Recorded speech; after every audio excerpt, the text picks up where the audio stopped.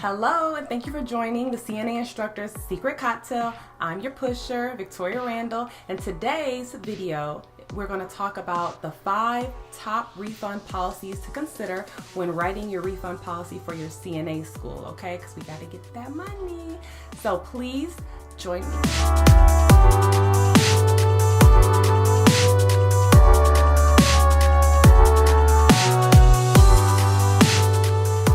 So before we get started, I just need you to do 2 things for me. Go ahead and hit that subscribe button, that red subscribe button below, and like this video and even share if you want so that other people can get the great information that you're going to get today as well, okay? Now also, if you haven't already subscribed to my emails, in the description box below, there will be a link where you can subscribe to get reminders about my videos I post every Monday. All right, so refund policy number 1 that you should consider is that most schools offer or actually charge an application fee for their CNA school. I highly suggest that you always make the application fee non-refundable, okay? Because usually the application phase, you're paying someone to process that actual application. You may use those funds to pay for the background check. You're going to be following up with the student. You had to pre-order their items, all those things. So that's your money and your time, even though they haven't even started the program yet. So I highly suggest that you write in your refund policy that the application fee is non-refundable because you are doing work beforehand, okay? Make sure that your policy states that and that they know that. Refund policy 2 that you should consider. Students attend class or they sign up and they get in there that first day and then suddenly they realize this is not the career path for me, right? This teacher, I don't know, she said something about washing feet or something about cleaning dentures. I am not into that, okay? Oh, hell no.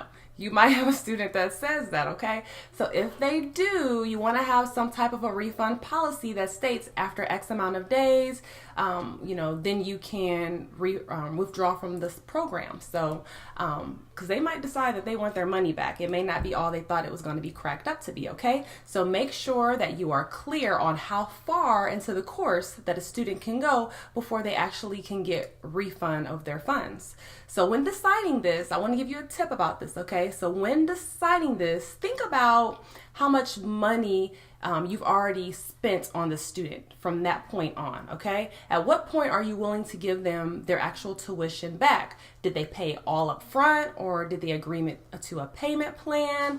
Which option did they take if you're offering both options? And then make sure that you address both parts of this in your policy, the full payment as well as the payment plan option, okay? For me, if my students choose to use a payment plan, then they are not able to get a refund at all of any kind after 3 days, all right? So for students who have actually paid in full, you can just subtract a percentage per day or per week, however you choose to do it, because it is your school and you have the ability to choose.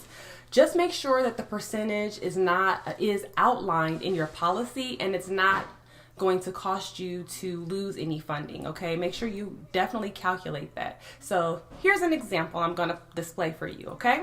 So let's say that your student paid in full and that your course is $600, all right, for the whole 4-week program.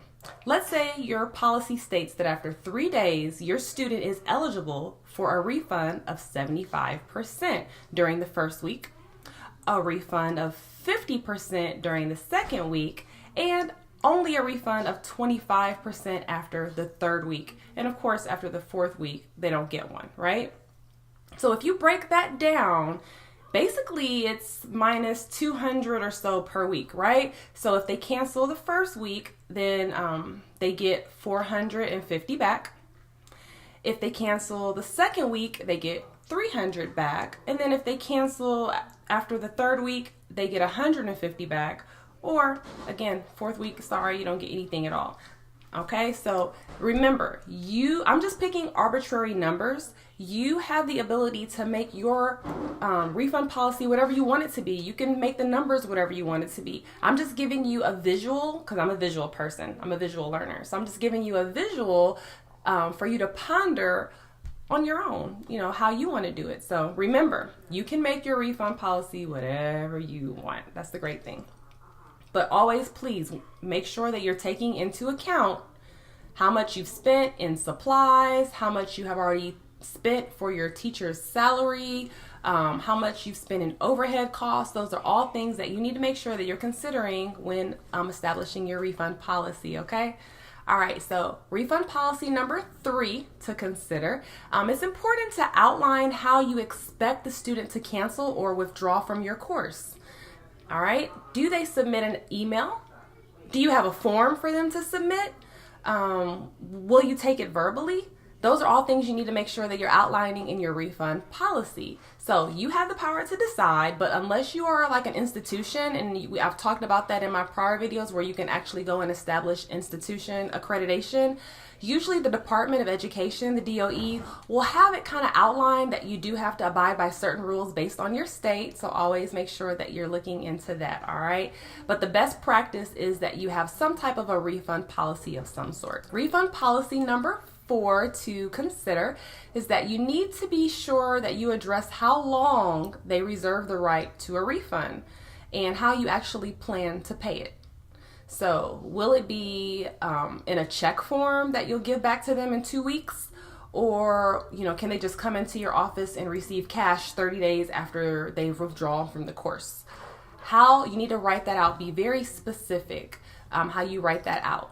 Refund policy number 5 to consider is that you want to make sure that you outline and describe very clearly under certain circumstances that your student will not be able to get a refund at all, right? Because those situations could potentially happen. So for an example, maybe the following happens. All right, a student does not formally withdraw from the course. One day they just don't show up, that you don't hear from them. But then later they come back, 3 months later, and they say, hey, I want a refund from when I didn't finish my class. All right. I have it written in my policy that if you don't formally withdraw, you don't get a refund at all. So make sure that you address that for them. And then how long before they can come back to try to claim those funds, right? Do you say after 2 weeks it's a no deal? After 30 days, it's completely up to you. All right. This teaches your students professional courtesy. They need to know it. They need to learn it, especially if they're in an entry-level field. They need to understand the concept of professional courtesy. And what better to learn than when it happens to you, right? So you want to make sure that you're addressing underneath what certain circumstances will you withdraw a student and they will not get a refund. Make sure you outline that. So examples of that would be sexual harassment, inappropriate touch to a resident, whether it's abusive or sexually abusive, any type of verbal abuse or vulgar language, right? We don't want them cussing you out and thinking that they can stay. Just any type of continual disregard for any type of policy that is in that student handbook that you're going to provide them with, such as tardies, multiple absences, dress code they're not adhering to. They keep showing up to class, to clinical with jeans and, they know they're supposed to have on scrubs, things like that. All right, make sure that you address that and they know that if they continue that behavior, they will not get a refund and they will be dismissed from the program. All right, now, grievance. All right, you do want to ensure that you have some type of a grievance policy noted inside of your student handbook so that they know that if they're trying to request a refund and you deny them, they have some type of leverage to come back and say, hey, I think you denied me, I don't agree with it, and this is why. All right. So you can it's highly suggested that you have some type of a grievance policy in your refund policy. All right. And at the end of the day, we got to make sure that they sign that document, the refund policy document, or the entire student handbook document for that matter, because we want them to acknowledge that they know and understand what it is that you told them in regards to the refund. This way they can't come back and say that they didn't know or that they were uninformed or they had no idea, and then you're responsible for giving them back that money. All right, so that concludes this video.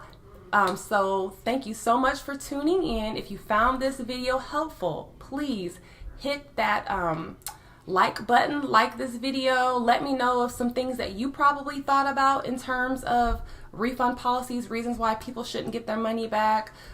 What does your refund policy look like if you already have a CNA school or another school or business for that matter, all right? Put that down in the comments section below and let me know.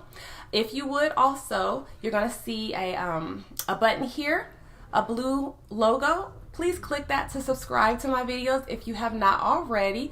And I highly suggest you watch the next video here that talks about the other key elements that you need for operational forms for your business, for your CNA school. I think you'll find that helpful. So click there and watch that. And thanks again for watching the CNA Instructor's Secret Cocktail. You have a great day.